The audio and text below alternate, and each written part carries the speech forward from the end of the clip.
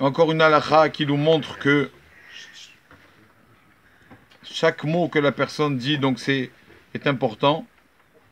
Quand une personne va acheter sa viande pour la fête de Pessah, Merci. quand une personne va acheter sa viande pour la fête de Pessah, alors on sait que au temps du temple du Beth Amikdash, quand il y avait le temple, les personnes prenaient la viande pour le Korban Pessah, pour faire le sacrifice qu'on appelle l'agneau pascal. De nos jours, il n'y a plus ça. D'accord? Il n'y a plus cet agneau pascal, il n'y a plus de sacrifice. Donc on n'a plus le droit d'amener des sacrifices de nos jours, parce qu'on n'a pas le temple.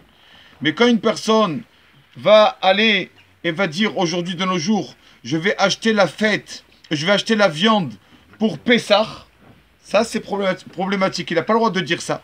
Parce qu'on dirait que c'est la même notion que le Korban Pessah. Donc on n'a pas le droit de dire je vais acheter la viande pour Pessah. On n'a pas le droit de formuler comme ça. D'accord? Comment on doit dire je vais acheter la viande pour la fête. D'accord? Il faut faire attention de ne pas dire la viande pour Pessah. Parce que je répète, pour ceux qui n'ont pas compris, quand tu dis la viande pour Pessah, c'est comme tu fais la viande pour le sacrifice agneau pascal qui s'appelait Korban Pessah. Et ça, on n'a plus le droit. Malheureusement, on n'a plus les sacrifices. On n'a que les prières qui remplacent les sacrifices. Voilà. Aujourd'hui, c'est la Iloula d'un Rav qui s'appelait Rabbi Aaron Rata, qu'on appelle Shomer Emunim. Bon, on l'appelle comme ça parce qu'il a son livre. Ce Rav, la Rabbi Aaron Rata, il est décédé il y a combien? Je ne sais pas, il y a à peu près, je sais pas, 40, 50 ans, je ne sais pas exactement. Et ce Rav-là, Baruch Hashem, j'ai mérité de voir son fils. Son fils était à côté de Beersheba, il venait des fois à Pessah justement. Il venait un peu se reposer à côté de Beersheba. Et je lui ai demandé, donc on a parlé quelques minutes Baruch Hashem, et vous savez que son père, donc Rabbi Aaron Rata, que c'est là aujourd'hui, il a des livres, mais ces livres vraiment, d'abord pour les lire c'est une chose, mais après pour les accomplir c'est une autre chose aussi, d'accord? Il a un livre par exemple sur la nourriture. Qu'est-ce que la personne, tout ce qu'elle peut faire de bon quand elle mange, tout le bien qu'elle peut faire à la créature, tout ça, enfin, c'est des choses très profondes. C'est pas donné, nous, on n'est pas à ce niveau, mais il y en a qui ont ce niveau de faire attention à tout ça. Et il s'est marqué dans un livre là-bas qui pesait ce rave-là, tellement que vraiment il mangeait rien, il mangeait un tout petit peu. C'est marqué qu'il pesait 36 kilos dans son livre. 36 kilos.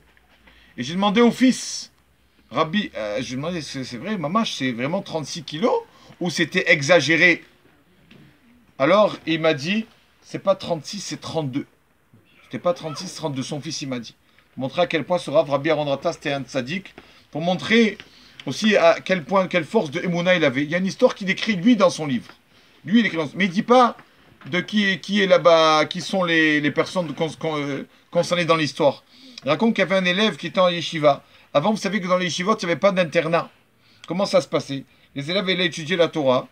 Et il se trouvait quelqu'un qui les hébergeait. Et il lui payait un peu. Chaque mois, il payait un peu. Tu m'héberges, tu me donnes un peu à manger. Et comme ça se passait comme ça. Et il y a un élève qui étudiait tous les jours la Torah. D'accord? Et donc, il ne pouvait pas travailler pour payer son aubergiste, entre guillemets. Et cet élève-là, chaque fin de mois, chaque début de mois, il donnait à l'aubergiste la somme pour l'allocation du mois. Et l'aubergiste ne comprenait pas. La femme, l'aubergiste ne comprenait pas. Elle disait, comment il fait, lui? Toute la journée, il étudie du matin au soir. Et chaque fin de mois, il n'est pas en retard. Toujours, il vient de besoin, il me donne le loyer. Comment il fait? Ce qu'on lui demandait, dis-moi, comment tu fais? Tu travailles la nuit, je ne sais pas, le matin, tu te lèves pour travailler. On dit que toute la journée du matin au soir, je suis en train d'étudier à la yeshiva. Dis-moi comment tu fais? Hachem, toi, Hachem, moi, j'ai rien du tout. Et toujours, il esquivait. Et un jour, elle lui a, tellement qu'elle a harcelé, dis-moi où on arrête tout, j'en ai marre, je veux que tu me dises d'où tu as cet argent. Alors il lui a dit, il n'avait pas le choix parce qu'elle a tellement harcelé, il lui a dit la vérité, chaque début de mois, d'accord, j'ouvre mon portefeuille, j'ai ce billet-là. Je sais pas comment c'est, le billet, le portefeuille est dans ma poche, je sais pas comment ça se passe.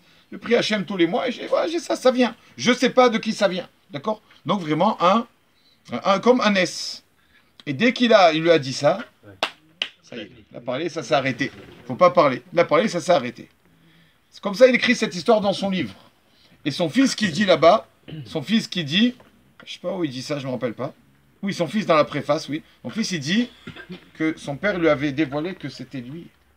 Rabbi Aaron Rata, donc c'est lui qui avait eu cette force-là de Emouna, c'est lui qui avait ce miracle tous les jours.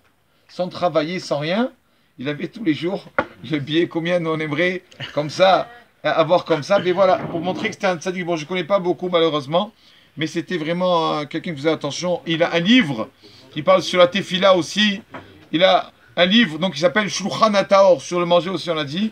Il y a aussi un livre Taharat HaKodesh, un livre sur la personne. Il veut montrer que la personne, qui c'est la personne qui s'appelle tzaddik, que c'est pas la personne qui fait une amidalong, c'est pas la personne qui fait le Shabbat. Tzaddik, c'est la personne, bien sûr il faut le Shabbat, mais la tzaddik, c'est la personne qui fait attention à sa Brit Mila, qui fait attention à tout ça, des bonnes pensées, tout ça, pense que des bonnes choses, pas des mauvaises choses, qui fait attention à ce qu'il voit, parce que ça c'est lié ensemble les yeux et tout après ce que la personne y fait. Donc c'était un rab bien sûr qui faisait attention aussi à ça. Son livre il s'appelle Taharat HaKodesh. Je sais pas comment on traduit en français. Pureté sainte. Hein? La pureté sainte, si tu veux, voilà. Donc, Bezrat Hashem, que son mérite nous protège. Amen.